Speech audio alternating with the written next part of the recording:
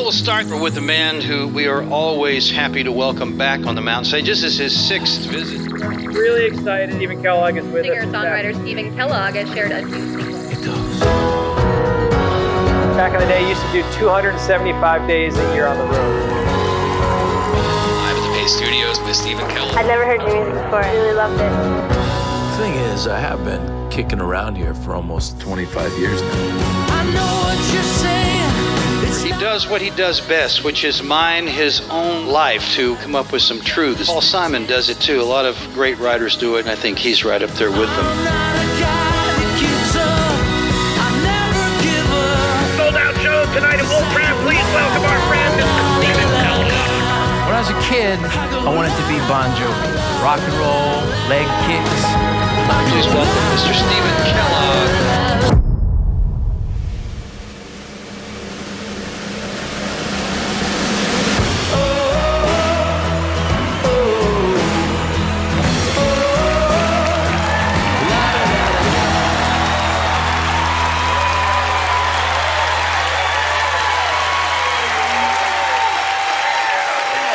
Yeah!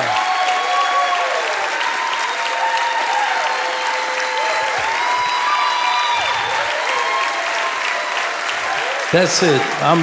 That's good. I'm out of here. So, this is the first tour that I've ever done stand up. And I realize that's a bit like going to a restaurant and being told the chef's never cooked a meal. And we're going to take that metaphor one further tonight and say the chef is also planning on trying some new dishes tonight.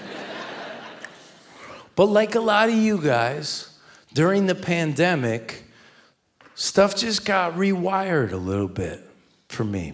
You know, I've been on the road 25 years. I've really never gone home at any point. I've done almost 3,000 shows. Like, I'd never been home, and I liked being home. I know there was suffering, and I'm not discounting that, but I liked being home. And my wife kept saying, like, when are you heading out again? And I said, babe, you know, the whole world's locked down right now. Like, we can't do it. She's like, you'll be fine, though. You have a sturdy constitution. You're like a cockroach, you know? You're good. But I can't think of any other point in history when there were such glorious excuses for not doing the things you didn't want to do. You know, someone calls, hey, we're having a cookie making party for our 3-year-old, and you're like, sounds so fun, but we're just really locking it down right now, so we're not going to be able to make it. And then your buddy calls with Celtics tickets, and you're like, you got to live your life, you know? So I said to my wife, I don't know if I want to go back out on the road. And she's a thoughtful person. She said, you got to stop acting like a little bitch and just get out there and do the thing that you do. I said, you're not supposed to use that word. She's like, no, actually, you're not supposed to use that word. Touché. But it was getting to see my girls, man. I got 4 daughters, 4 beautiful daughters that I'd never seen. I just wanted to be home and see them eating dinner and just do the basic things that I had missed out on. Now, people hear I have 4 daughters and they always say things like, oh, I feel bad for you. Oh, man, I hope you got a dog. As though all dogs are male. Listen, if you know anything about me, you know, I have an Instagram series called Casual Cat, because thank you both, I'm a cat guy. I'm a cat guy. We don't need to disagree about this. They don't ever let them make you think that you need to disagree about cats and dogs. I have a theory that dogs are for people who want love in their life. And cats are for people who need some level of emotional unavailability. This is like growing up. I'm like, did I do a good job? Can I have your love? I know this was a well-intentioned thing when people would say this. So for years I would laugh. But one day I noticed that my girls are watching, and I didn't want there to be any ambiguity as to how I felt about being a father of daughters. So I pulled the girls aside and I said, look, guys, just so you know, Dad used to pray to be surrounded by women when he grew up. And I'll be more specific in the next life with my prayers, but like, I'm glad you're here, you know? I'm glad you guys are here. When we got back out, after being, holed up for a long time, things were weird, The first dinner back, we went to a place called Captain's Cove. It's kind of like a fried clam, like a lot of biker guys, leather or whatever. And we went down there, and they said, Stephen, can you go get a pitcher of beer? And I went upstairs, and the bartender and this other one guy in like a vest, leather vest, they're talking to each other, and they're talking about dogs. And I don't know what the situation was, but I just wanted these guys to like me. I just wanted them to like me, so I interjected into the conversation. I'm like, dogs are the best. We've established my relationship. I'm like, dogs are the best. He's like, you got a dog? And I'm like, oh yeah, I do. And he said, what kind? You know when your mind just goes completely blank? Like you got nothing? I'm like, collie. He said, oh yeah, you don't see a lot of those. I'm like, nah. He said, what's his name? Dan. Dan's his name. I gave a TED Talk on integrity and telling the truth, and I am over there.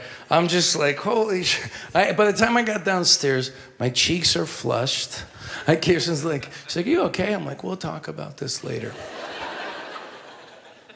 She said, what are you really gonna do? Seriously, what are you qualified to do? And I started thinking about my resume. First job, Brooks Pharmacy. Welcome to Brooks, where you'll love what we do for you. Now, this isn't one of their sayings. It's just what I would say to people when they came in. It was such a dull job. The second thing I did was I worked for a place called the Media Education Foundation. This was up in Northampton, Massachusetts. And so I'm up there, and their whole mission was to shine a light on the objectification of women in rock music videos. So this is the early 90s. And I am there in a little stockroom. 19-year-old Stephen Kellogg is assigned the job of standing in a stockroom for 8 hours a day logging sexy videos. It just wasn't a fit, It wasn't a fit. And sure enough, my imagination got the better of me. The internet was new. I didn't know. I typed in Playboy.com. Playboy.com seems so benign now. This was like an era when all you could hope for was that like a Victoria's Secret catalog would show up on your doorstep. You're like, so I'm in there, I type it in, and it's loading, and I'm like, all right. Man, it's just loading slow. I'm like, a blonde, okay, here we go. Just as it crests past like the upper boob, just as it gets back, my boss walks in. I'm like, can you believe this? Job number 2 was short-lived. This was not a fit. My third job, which tells you how thin my resume is that I'm calling this a job, but I defended my college housemate when he got a speeding ticket. I went into court. I didn't know you couldn't just do this. I didn't realize this was a thing. So I put on my camel skin coat, and I go in, and I got my ponytail and my big beard, and I went in, and they said, okay, Josh Gunschel from Worcester, Massachusetts, a speeding ticket. And I said, I'm representing Josh Gunschel. And the judge is like, wait, Josh is in here? And I was like, no, Josh has to work. And he's like, no, case closed. He's got to pay the ticket. And I'm all, so this is justice. Bailiff took me out. That's job number 3. So job 4, also a legal job. I got a gig as an alternate juror right after college. I got chosen.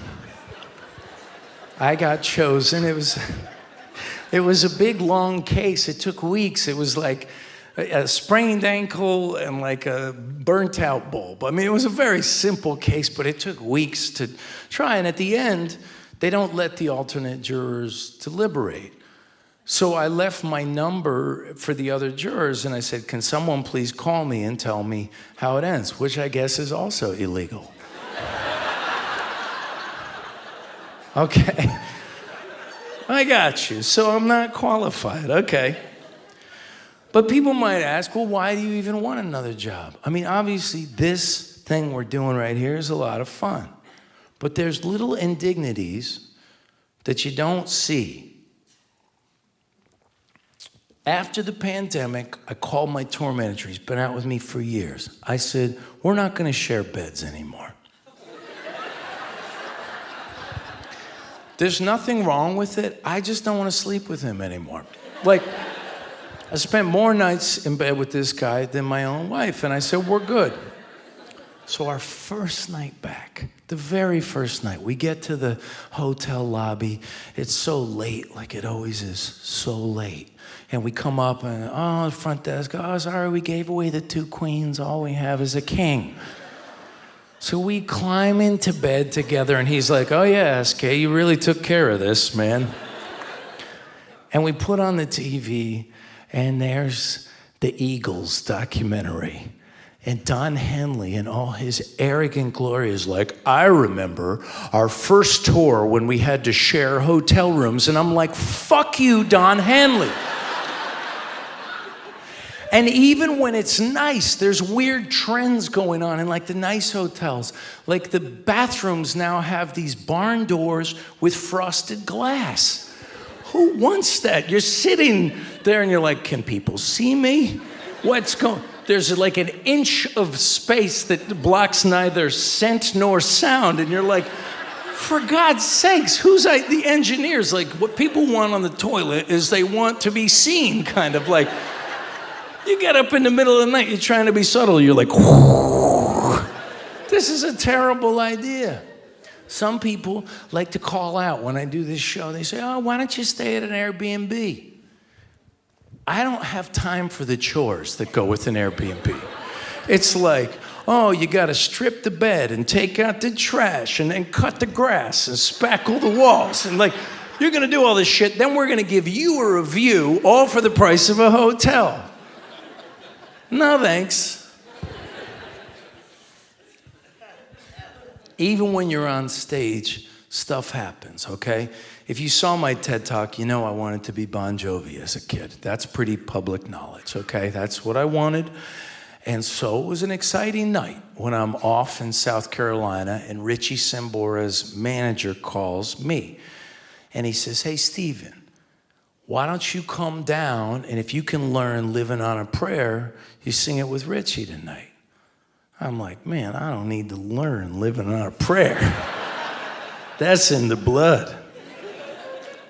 So I go down, and I do it, and it's awesome. And then Richie's like, ladies and gentlemen, Scott Kellogg. That's when you use the photo, not the video, because that's embarrassing. How hard is it to learn a name? I was trying to promote this show, guys, to fill the seats. Good Lord. You got to get used to empty seats in this world. I look out, when I see an empty seat, I put Tom Petty in it. I put John Prine in it. I say hi to my grandparents. You got to make your peace with the empty seats in life, right?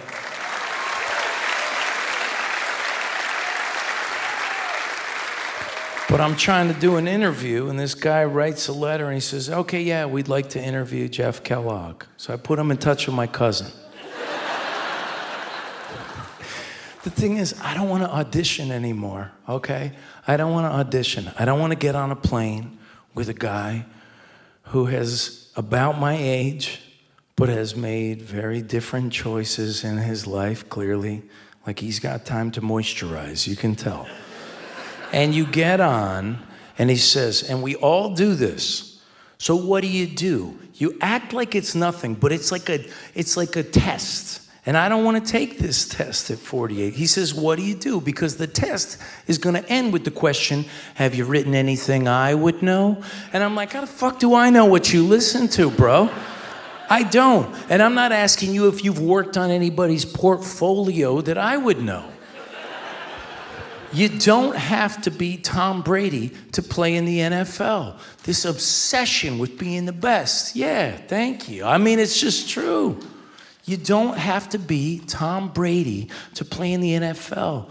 That 1 year, sitting third string on the bench, it might totally change your life, you know? And I'm not lecturing you. I'm not complaining, because I know you guys are out there grinding too, you know? And if you're not, screw you. I'm a modern day Don Quixote, is who I am. A hapless adventurer who drives all the people around him a little bit crazy, but at the end of his life, people are like, Don, it wasn't a mistake. This was all a good idea.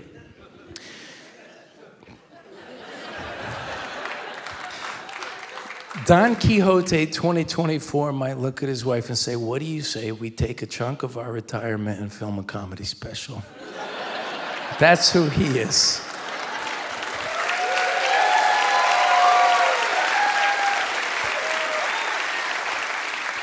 All the guys she could have married, you know. This is not my story to tell, but do any of you guys know Pat McGee? Anybody? It's great.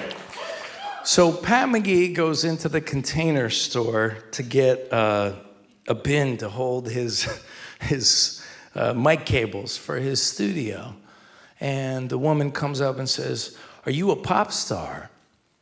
And he's like, well, I had some hits in the 90s. And she's like, oh, I'm sorry, that's our rewards program.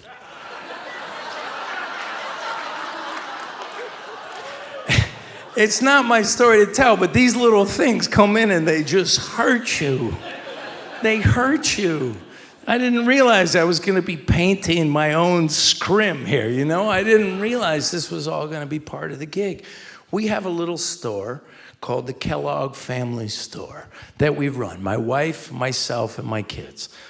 The kids don't help, but when they do, we take pictures and we put it out for branding purposes.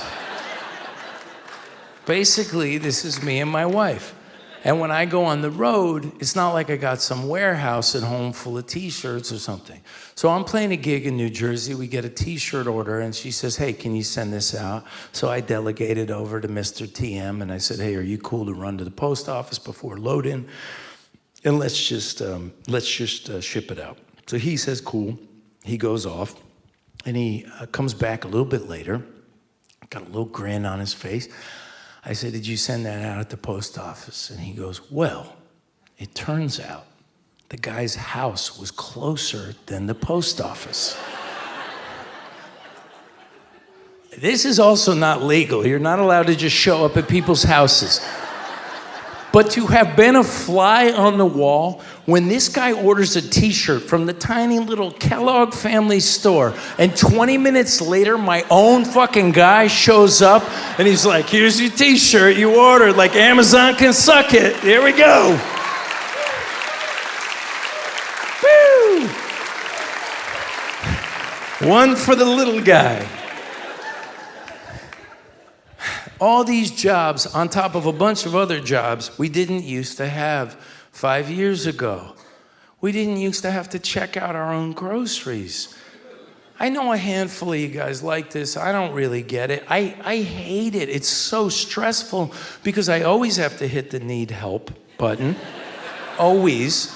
And then they always seem a little irritated when they're like, well, you're trying to put a Fuji apple in for a Macintosh apple. It's like, I wasn't aspiring to be a grocer. Like, this wasn't what I wanted. Look, I know we got some teachers here tonight, and I love you. Thank you. Thank you. You guys are the best. Also, Power School. What the hell? These constant freaking updates of like, Your sixth grader's got a Spanish quiz on Tuesday. Cool, let her know. I'm not taking Spanish. That part of my life is done. Like, call me if there's a problem. I don't really want to know anymore. You have to tag your own bags at the airport now. So, if your precious luggage makes it to its final destination, that is now your responsibility. You gotta know how to loop it around and everything. And then you walk into the Delta terminal, and their big slogan that's everywhere is, how can we help? For starters, you could tag the bags like you used to for the first 45 years of my life. It's a lot of job stress. My father-in-law used to constantly ask me the question, when do you think you'll get another job? He's a good guy, but he would ask me this all the time. At the time when he would ask me this, we were on Universal Records. We had a top 20 hit on AAA radio. We weren't exactly sucking. We were doing pretty good. That was a while ago, but whatever. He would ask me, when do you think you'll get another job? Now, he's 81, and he always wants to go on the road with me. He's like, I'm thinking of doing the main shows. I'm like, I wish you wouldn't. I'm going to be talking a lot about your daughter. Like,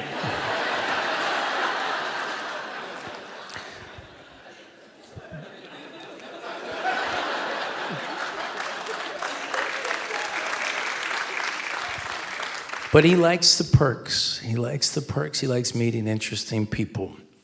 I took him, we went down to Dardanelle, Arkansas, and we golfed with the professional golfer, John Daly.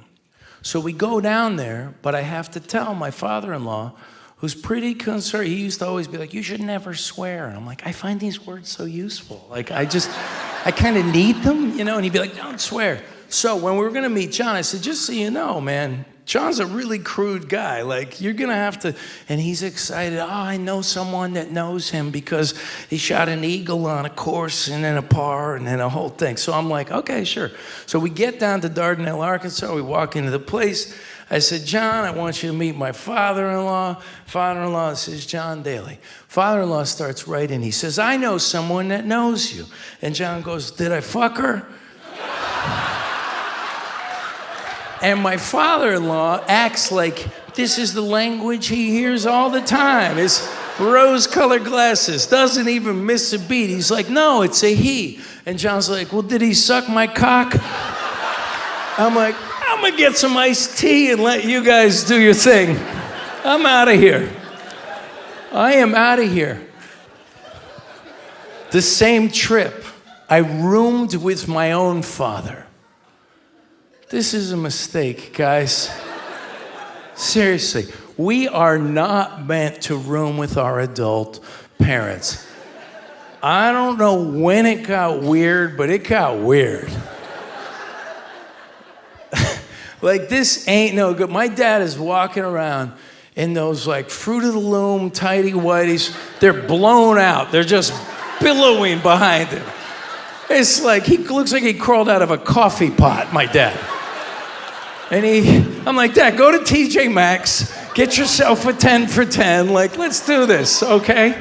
And he's all, Stevie, you think we could turn up the thermostat a few clicks? And I'm like, it's a fucking Jamaican rainforest in here, Dad. I love him, but, it's a lot. And the problem with all this job stress and this work stress is it then bleeds into stress we feel about our relationships. And our relationships are really what it's about. We worry about work all the time, but the relationships is the real thing. How many of you are married? Bunch of you. Okay. Okay, who's single? Raise your hand if you're single. Leave your hands up. Look around, singles. This is SK Tinder, okay? Skinder. Don't say I never did anything for you, Who's on a date? Who's on a date? See, but you raised your hand, but he didn't. Yeah, because you're married. This This is the problem, you guys. Don't give up. Shit, put on the good undies some nights. I promise you're gonna get out early. Like, just don't give up. Don't give up. Food is the enemy of romance. We go out and we eat so much food, halibut fritters, and then we're like, forget it. You should not give up. The problem is we've spent too much time in what I call pajama land. This started during COVID, and some of us have not let go. This is, I'm gonna just put on my workout clothes, and then I'm gonna get into my pajamas. And then I'm gonna get back into my workout clothes, and then I'm gonna get into my pajamas. And then I'm gonna get into my workout clothes. And then the next thing you know, you're sitting there in an oversized Pat McGee snow cap beanie and a Pat McGee sweatshirt and a Pat McGee sweatpants, and you're like, oh, honey, did you want to cuddle?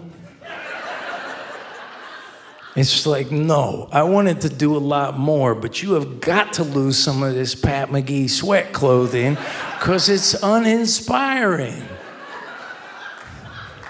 It's not good. We got to keep trying, guys. We argue about a lot of things that you could have never seen coming. Things you would have never thought you would argue about. Like someone goes, this sponge is for surfaces, and this sponge is for pots and pans, and I told you that. And someone else asks what they think is a reasonable question. They say, well, so what should I do for raw meat? And someone goes, you're such a dick. And someone goes, well, you think I'm a dick, or you think I'm just acting like a dick? And someone else says, well, I don't think I see the distinction. And someone goes, well, there's a big difference, because if you're a dick in real life, that's a terrible thing. But if you're just acting like one, that's marriage. And someone else calls a family meeting, and the kids are downstairs, they're like, I thought Dad was a crazy one. And it's like, I don't know what's going on. Just ride this out. It's gonna be okay. She falls asleep during movies. This is okay. I know a lot of people do this. She falls asleep during movies, but then wakes up and says, well, that was confusing. I'm like, yeah, but it wasn't actually confusing. Like, you know, right? She's like, well, for me, it was. Okay. All right. Pillows. So many pillows on the bed. I gave Kirsten a 10-minute back rub the other night. Gave her a back rub, and I'm like, that's a pillow. No credit will be gotten for that. She's an aspirational grocery shopper. She buys groceries she thinks we should eat. We have a lot of nondescript grains and root vegetables in our refrigerator. And she said, don't these beets look beautiful? Yes, but also, like, what are we gonna eat for dinner? You're not gonna like this. The other thing I think really gets in the way of a marriage is this new sport, pickleball. I know. You guys are hooked. You go to dinner parties, we got to find other things to talk about. It's just this, do you play pickleball? Have you heard about pickleball? Pickleball. As though it's this like radically different thing. And one of my issues with it is that a lot of times, because there's a tiny window for intimacy in adult life, and I'll be like, hey, do you want to try that? And she's like, I would, but pickleball. Fucking pickleball's in there. Meanwhile, poor tennis is like, what happened? What's going on? What is going on? You play tennis now? It's like, bong. like I'm not gonna go get the ball all the way over there. It feels archaic. It feels like when you see pictures of football and they're wearing the leather helmets and stuff. That's what tennis feels like. And I blame pickleball. The other thing that we argue about a lot, of course, is money. Money's hard. We spend almost all our money on doctors. We do. Doctors are extremely expensive, and we happen to be hypochondriacs. We got any hypochondriacs out there? Anybody? Yeah, I applaud you for sitting so close. My wife loves to go to the doctor so much that I am thinking of getting her a Quest Diagnostics gift card for Christmas. I'm like, no, seriously, hon, just run a battery of tests. Get the blood work, the lipoids, the thyroids, like endoscopy, whatever. We got colonoscopies recently. That's a rite of passage that a lot of us have gone through recently. I used to pray, like, please find a better way by the time I'm in my 40s. These son of a guns, they can do all that other shit. They couldn't figure this out. But I asked a question that is apparently the one question no doctor can answer. How much is it going to cost? And Amelia's, you know what I'm going to do? I'll put you on the phone with Erin. She'll answer all your questions. Poor Erin doesn't know anything. She doesn't know anything. I said, look, I'm self-employed. I got a high deductible. What is this going to cost? And she said, it could be $4,000. It could be $7,000. These numbers aren't close together at all. I said, well, how do I get to 4,000? Like, what the hell? She said, well, there's variables. I'm like, let's go, Erin. Come on, let's talk. She said, are you going to have polyps or not? Are you going to want anesthesia? Let's assume no to polyps and yes to anesthesia. What's the cost then? She said, I still can't tell you. So I am starting to be a little bit of a dick. That pisses me off. The minor injustice, man, that my wife calls me, is furious that they can't just tell us what the hell things cost. Okay, so I'm leaning in a little bit when she goes, are you the Stephen Kellogg? Like, I never get recognized, guys. So she says, are you the Stephen Kellogg? And I said, well, I'm not the children's author. She's like, no, the singer-songwriter. I'm like, yeah, I am him. I am actually that guy. And she's like, I'm a big fan. So then I'm like, well, you know what, Erin? Whatever it costs, it costs. Like, we're good. Thank you for your help. We're cool. Like, my ego couldn't handle it. I was out. The other doctor that a lot of us don't go to, but we should, is the dermatologist. Now, my wife and I have been seeing the same dermatologist around here for 30 years, and he never ages because dermatology, so he never ages. And one day, my manager calls, and she says, hey, I need to talk to Kirsten. I said, she's at the doctor. And my manager goes, oh, is it the hot doctor? I'm like, well, I never called him the hot doctor. So I start thinking about the things this guy has said to me over the years. Well, I've seen beauty, now let's see the beast. You know, your wife's lily white skin. I'm like, do all doctors use adjectives when they're describing?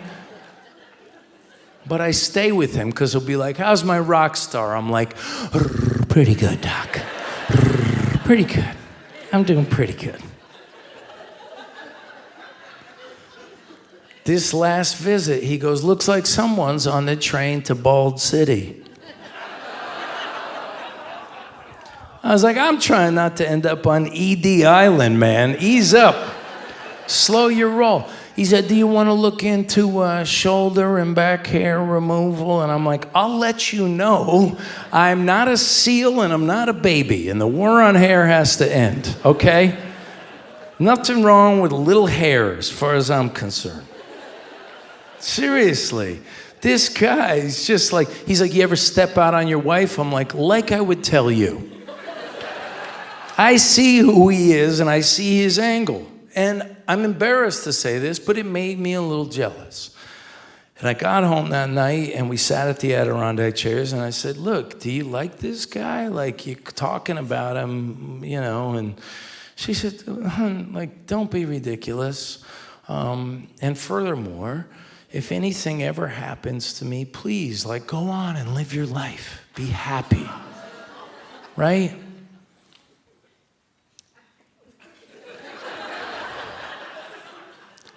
And I know that the appropriate response on my part would have just been, you too.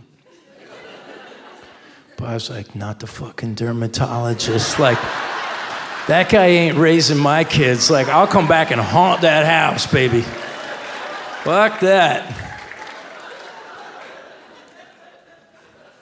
If there's one other thing that is just a stressor to a marriage, it's kids. How many of you have kids? Who has kids? Look at that's the demographic. I've been making fans one at a time for a long time. Raffi for adults right here, guys. The thing is, it's not that fun.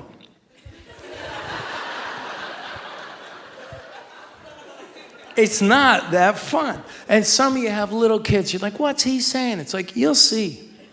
You will see. It's fulfilling, but it's not that fun. Because they don't care about us even like a fraction as much as we care about them. But we get addicted to the unconditional love. And you don't need to have kids to understand what I'm talking about with unconditional love. But unconditional love is like, I don't need you to be good at sports. Which, like, thank God if you knew my kids, right? They're gonna love that one. I don't need you to be good at sports. And I did coach their teams. I coached 8-year-old girls soccer to a 1-9 finish. It was super stressful. I coached in the suburbs where all these parents have this incredibly inflated sense of what their children are going to accomplish in this life. And they're all standing behind me. What's she doing at midfield? I don't even know. I had to look up the positions to soccer half an hour before the game, okay? I have no idea. What I do know is you can either volunteer like I am or you can shut the hell up. Like, that's the only option.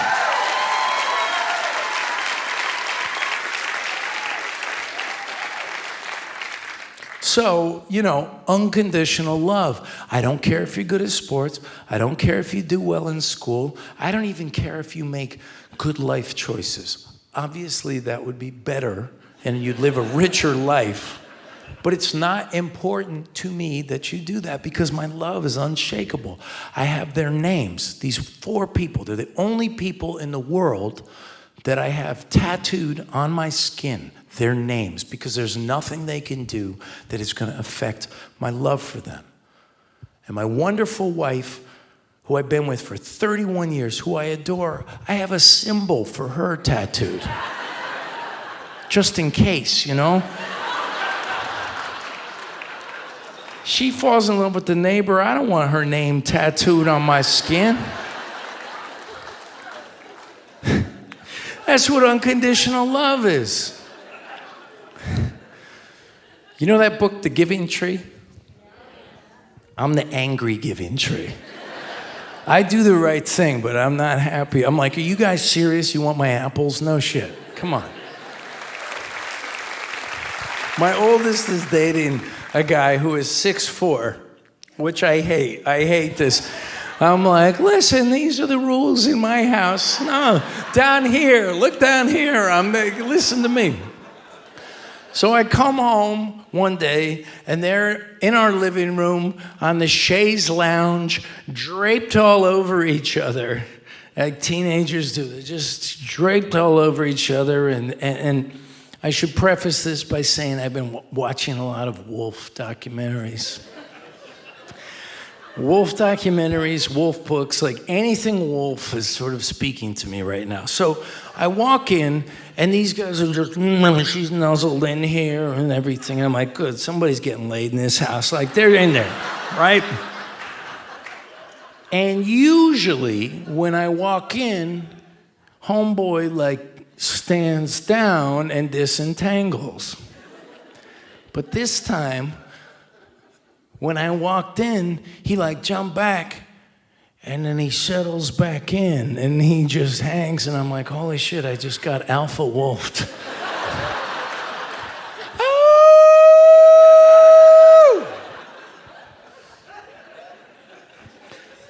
My other daughter's dating a guy named Chad. Chad comes speeding up my driveway. His keychain is a set of boobs. Fuck. You gotta do better, kid. Like, I don't like it. So I said, hon, what do we like about Chad?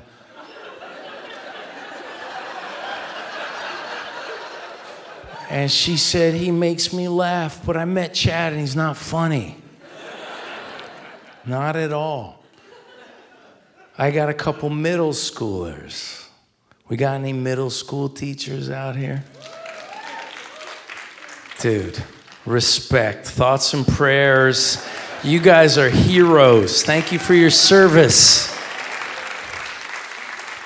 7th grade is the innermost ring of hell. And if you don't feel that way, I don't trust you. Seriously. And my daughter knows I feel this way, and she said, Dad, I might have a positive experience. And I said, I don't think so. Father of the year. I was like, man, I just don't see it. Because 7th grade was hell, man. Getting thrown into lockers, getting spitballs in the back of the head was terrible. This guy Henry used to just haunt me. He used to just go wherever I was, and he'd poke his head in and yell things at me. And recently, I get to a gas station, and I get out, and there's Henry. His car's broken down. His battery's dead or something like that. And I get out of the car, and he goes, hey, Steven, how you been, man? Are we just remembering two totally different realities? I can't believe it. There's Henry after all these years. And I started thinking about forgiveness. I wrote a chapter on forgiveness in my book. And I wrote it around Anne Lamott's great quote. Holding a grudge is like drinking rat poison and expecting the rat to die. How many of you, I'm asking this serious, this ain't a bit. I'm asking you, how many of you have somebody that you need to forgive? Right? And your hands went up quick. I won't be offended if you need to go deal with it. Seriously.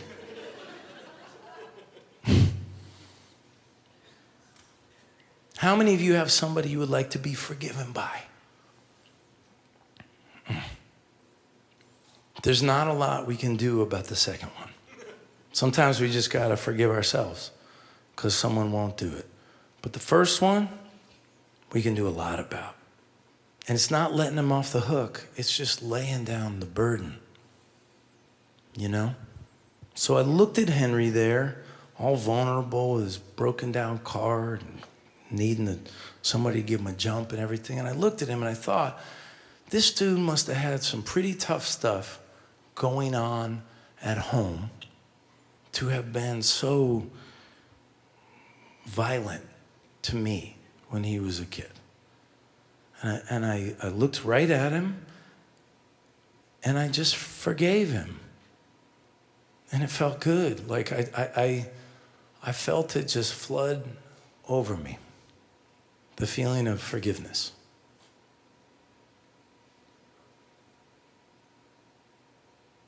I didn't give him the jump.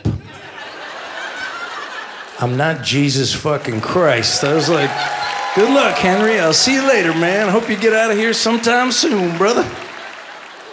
These are my kids. And I make jokes, but I love them. And since the day they were born, I've been sending them postcards from the road, because I'm not always there. And that's okay, guys. We all got to make a living. We all got to walk our own road, and someday they're going to go walk their own road. So I send them postcards, and now, after years and years of this, they have these shoe boxes full of postcards at home. And I want to be like, yo, take that into your therapist, guys. Like, show them an effort was being made, you know? But they're going to raise their kids the way they want to raise their kids, just like all of us raised our kids the way we want to. And our parents did it super different. The 80s were so different. My parents put me in a room in bunk beds with my uncle who got out of prison. That shit would never happen in 2024. Bunk beds. He was in there for some serious shit, drug dealing, prison for a long time. It was me and him under Smurf blankets. I'm 8 years old. Even at that age, I'm like, this seems incorrect. Like, me and Uncle Andy, man. Uncle Andy. No one will be prouder of this moment right here. I love you, Uncle Andy. But also, like, thank God that nothing happened while I was sharing a bedroom with you. It was the 80s, and on that marquee out there would have been the movie Octopussy. All around America, marquees said Octopussy. That's the 80s. Saturday mornings, Inspector Gadget, he's got a little fan, a hammer, and long arms to fight crime with. Like, that's our guy. The other day, the girls are making waffles. I grabbed one. I said, Lego my ego. And I walked off, and they're like, what are you doing? Like, I explained the thing to them. They're like, that seems mean-spirited. Like, why are you taking my food? I'm like, it's the 80s? We had electric blankets and water beds. Okay, that seems safe. No problems there. Trampolines didn't have the thing around it. It didn't have the... So they would just be like, hey, everybody line up, and if your, like, bigger, larger classmate should jettison off, you stand in front and break your collarbone trying to catch them. This is the 80s. My parents were something. And it's a hell of a thing when you get to this point in life that a lot of us, again, I see you, are at, where your parents, who used to be so helpful, are suddenly asking for your help. My stepfather, Pa, very straight-edge Italian guy. Didn't drink, didn't smoke. He got cancer. And at that point in this state, marijuana wasn't legal. And I said, look, I work in a profession where I have access to such things.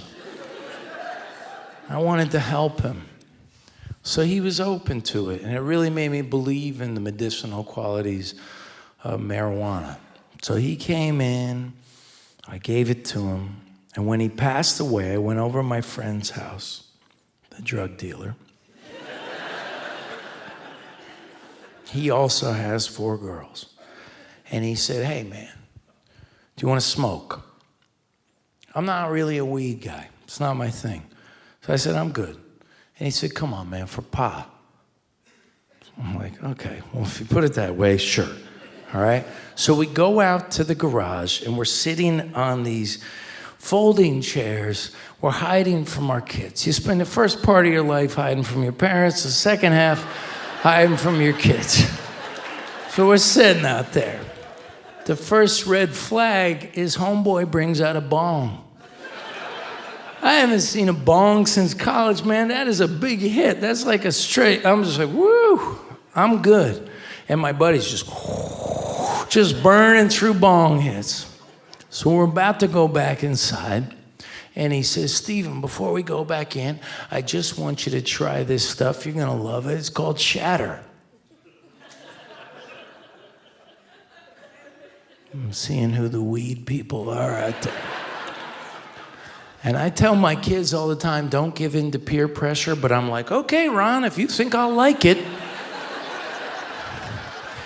And he brings out this very sinister looking pipe, and I just put my lips on it, and holy shit, it was just like,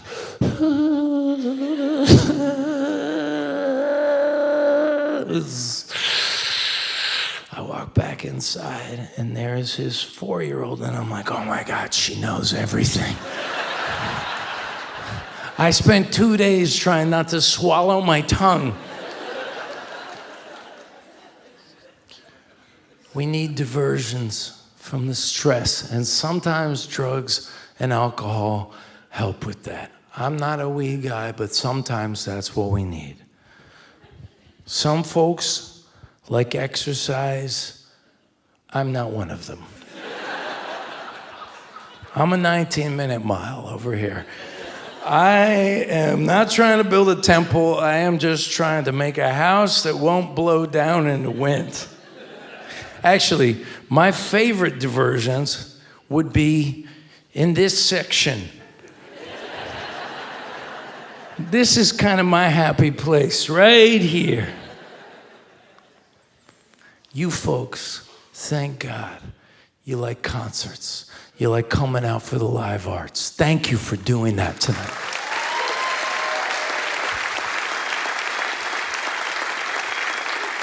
Thank you. I like concerts too. I went to see some concerts this summer. Went to see Bryan Adams. Oh, yes, he's so freaking good, man. He's awesome. I went with my friend Pat McGee, who has wound up in this set much more than it was ever intended for him to be. We brought our wives, and we dressed up like the cover of the Reckless album. We put on black leather jackets and white t-shirts, and we met at the hotel. And Pat comes out from behind a corner, and he's like, baby, you're all that I want. And then I come out from the other corner, and I'm like, and you're lying there in my arms. And the girls do what the girls do, and they get together and start talking to each other and completely ignoring us. And we're just singing in the lobby. So we go to the concert, we're having a great time. Bryan Adams is awesome. And one of the girls goes, well, he looks like he really takes care of himself.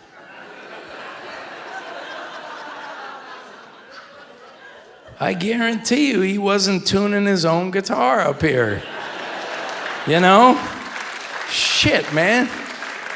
Guy doesn't have as many jobs.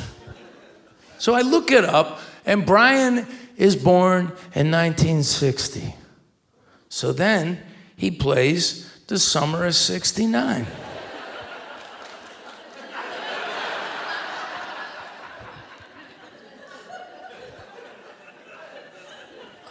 I'm like, he's 9 years old, and like, no wonder Timmy quit. You know, he's like, we can't even play. We don't even know how to play. Screw this. And it begs the question: what was Jody even doing in the band? If she was of marrying age, why is she like, oh, I'm playing a band with a bunch of toddlers?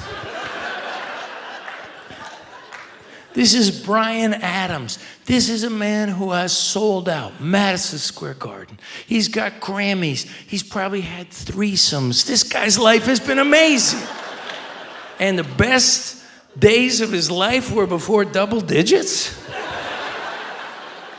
Okay. Okay, if you say so. We went to another concert just up the road. We went and saw Rod Stewart, you know? Yeah.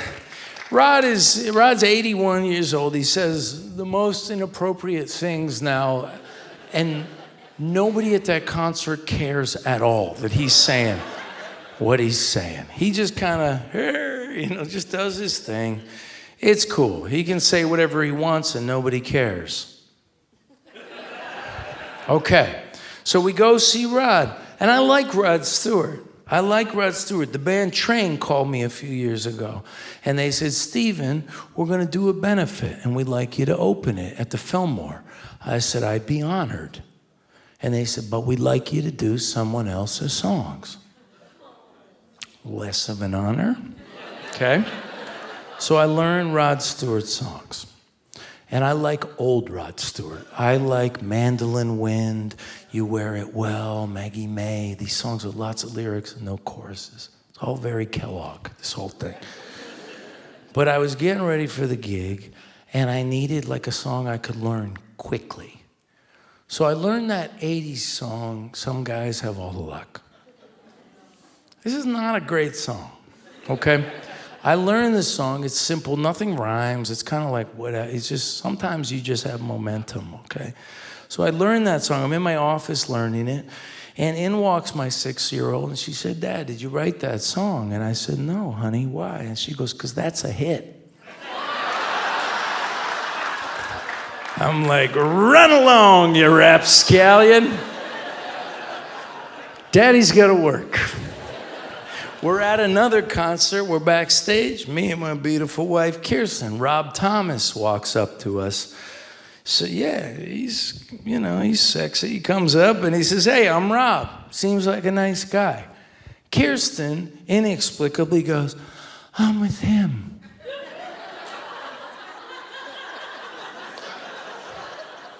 I'm like, of course you're with me, hon.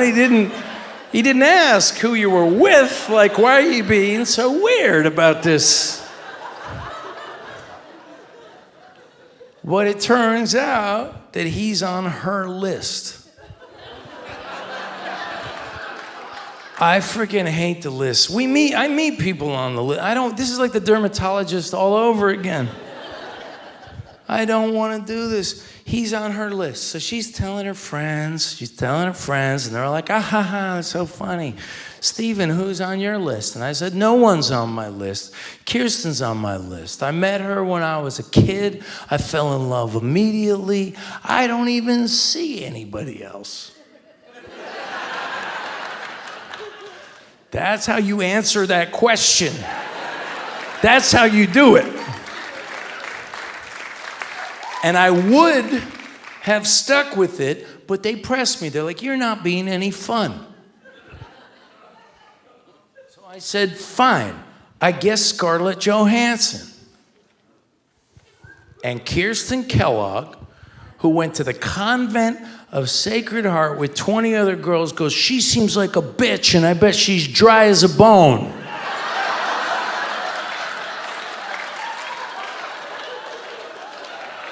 Okay. And then I'm trying to be charming, so we're driving home. I said, what would you have done if you hadn't met me? And she goes, probably a lot of other dudes. Holy shit, there we go. I want to read you something here. I want to take you back in time to the 80s. That we've been talking about. I found a letter recently of my first love in junior high. And it was a letter that she wrote to my older sister. I'm just gonna read you this letter as it was written. But yeah, this was a letter that my first love in junior high wrote to my older sister. It says, Amy, hey Honey, how are you doing? That's cool. I miss the hell out of you, but I am psyched, S-I-K-E-D, about coming up there to see you. So are you and Steve cool? My older sister's boyfriend was also named Steve. I hope so. I fucking want you guys to get married. Tell Steve I was, W-U-Z, asking about him, and I miss him. Well, there's about to be a new guy in my life. What a thrill. No, he's cool. I gussy his name is Pete Bond. He's hot, very. Sometimes he could be a dick, but that's his dad's fault. He's a sweaty. Aim, I think I'm in love. I really want you to meet him.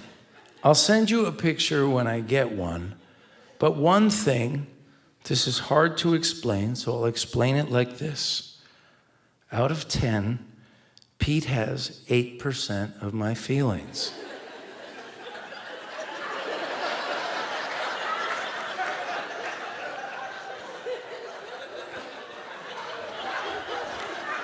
But take a guess where the other 2% go. I still have 2% feelings for Steven. What the hell am I supposed to do? Should I tell him or what? You know, it's tough because I usually think about Pete, but just once in a blue moon do I think of Steven. But I'm pretty sure if Pete asks me out, that will change. He's supposed to ask me out Saturday the 17th. Well, listen, you better keep in touch. I'll call you sometime soon, and when I do, you can talk to Mommy Dearest about coming up. Don't show or tell anyone. Later days, better ways.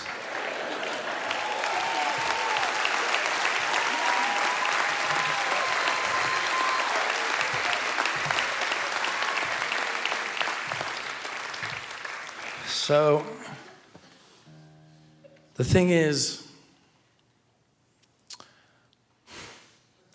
I got the call that she passed away a couple months ago.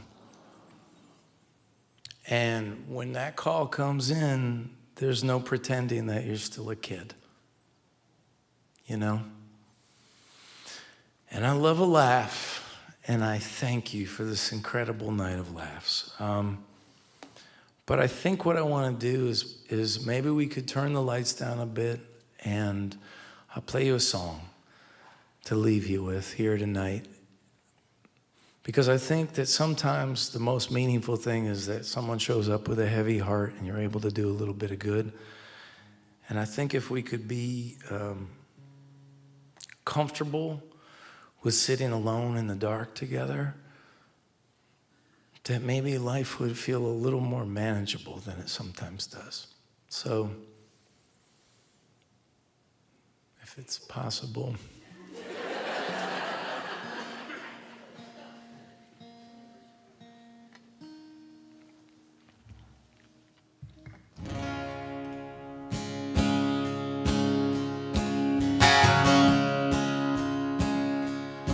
She was the daughter of a waitress, and a waitress she would be, working at a diner off of Highway 43. She had the kind of childhood that cannot be erased. Growing up, I guess you'd say she had a lot of space. The summer after 6th grade, first time I saw her drunk. By the time we got to high school, she moved on to harder stuff. I remember smoking cigarettes when smoking still seemed cool, hiding from our parents, hanging out by someone's pool. After graduation, I suppose we just lost touch. The truth is, our situations didn't overlap that much. We knew it back then, and we still know it now. We don't know the why,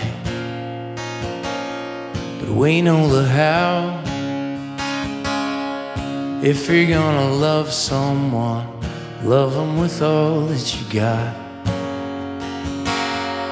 If you're gonna be somebody, don't be a person you're not. She was a waitress who taught me to kiss. She will be missed. Class is dismissed, now go.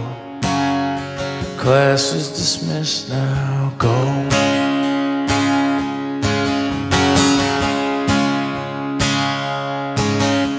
Till she became a mixtape that only had one song. The Joker by Steve Miller, I could play it all night long. When she moved to California, it was like it always is. Running from your problems, but your problems know you hid. Oh, we knew it back then, and we still know it now. We don't know the why, but we know the how. She was a waitress who taught me to kiss. She will be missed. Class is dismissed now, go. Class is dismissed now, go.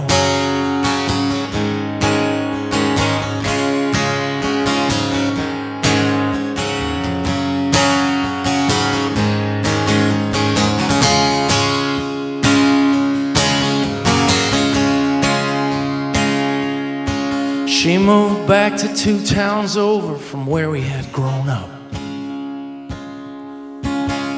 and began a whole new life of prescription meds and stuff. I heard she lost the baby and I always meant to call, but I never got around to it with schedules and all. Rest easy now, honey.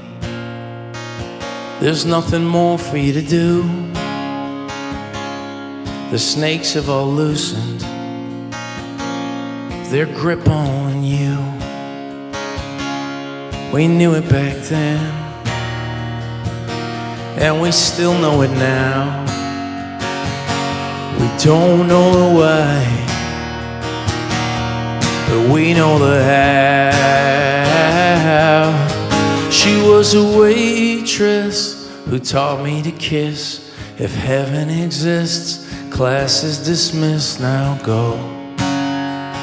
You will be missed. She was a waitress who taught me to kiss.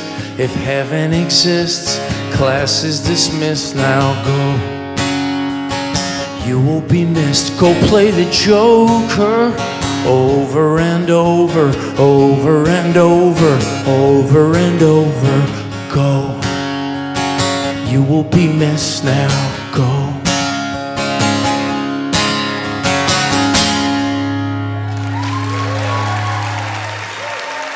Thank you very much.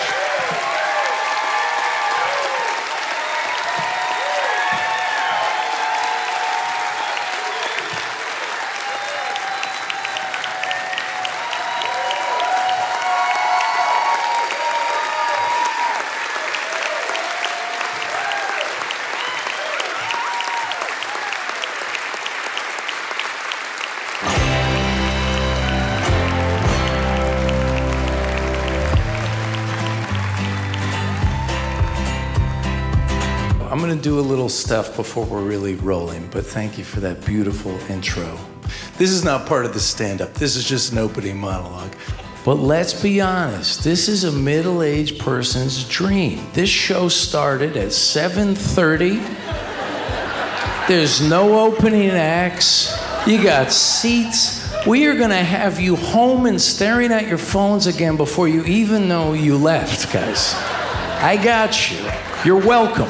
If it all ended right now, I'm gonna sing some songs at the beginning, just to get you loose, to get me loose, I'm gonna sing some songs, okay? This show started 1 year ago, right in this theater. I walked in and I thought, maybe we could do this.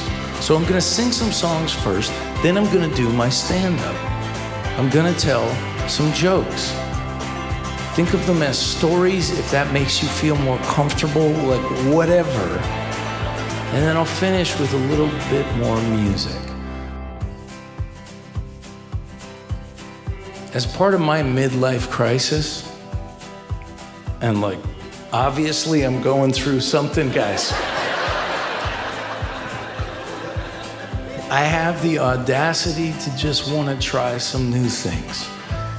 Extra, extra, read all about it. 48-year-old man seeking personal growth up here, okay? Well, maybe this will work.